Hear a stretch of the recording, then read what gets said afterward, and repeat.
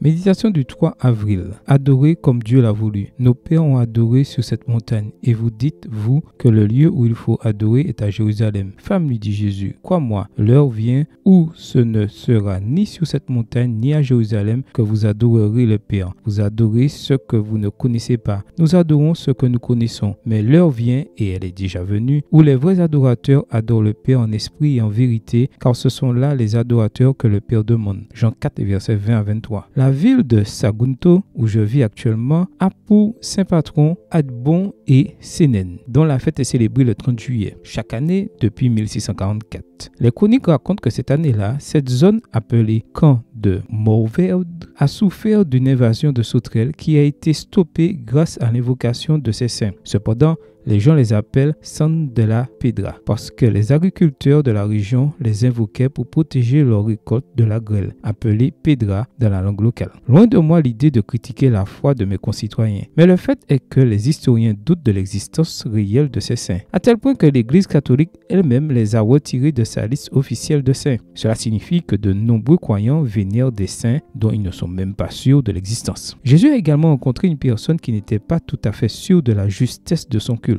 La Samaritaine doutait de la validité de son culte car son entourage se disputait sur l'endroit où Dieu devait être adoré. Les Samaritains prétendaient que Dieu n'entendait leurs prières que depuis le mont Gérizim, tandis que les Juifs insistaient sur le fait que Dieu ne s'occupait des adorateurs que dans le temple de Jérusalem. À cette femme agitée, Jésus a révélé quelque chose d'extrêmement important en soulignant que, quel que soit le lieu où nous adorons, et surtout bien au-delà de tout intermédiaire humain, l'essentiel est de savoir que nous adorons et comment nous adorons. La véritable croissance spirituelle vient de l'adoration dirigée vers Dieu et non vers ce qui est supposé être saint. Et sa valeur ne réside pas dans le lieu où elle se produit. Bien que nous sachions tous que certains lieux sont plus propices à l'adoration que d'autres, mais dans l'esprit dans lequel nous la pratiquons. Seigneur, je souhaite t'adorer aujourd'hui, où que je sois, et que tu m'aides à inviter les autres à ne t'adorer que toi, partout avec l'assurance que tu entends toujours nos prières sincères lorsque nous les élevons vers toi en esprit et en vérité. Amen. Bonne journée à vous et que le Seigneur vous bénisse.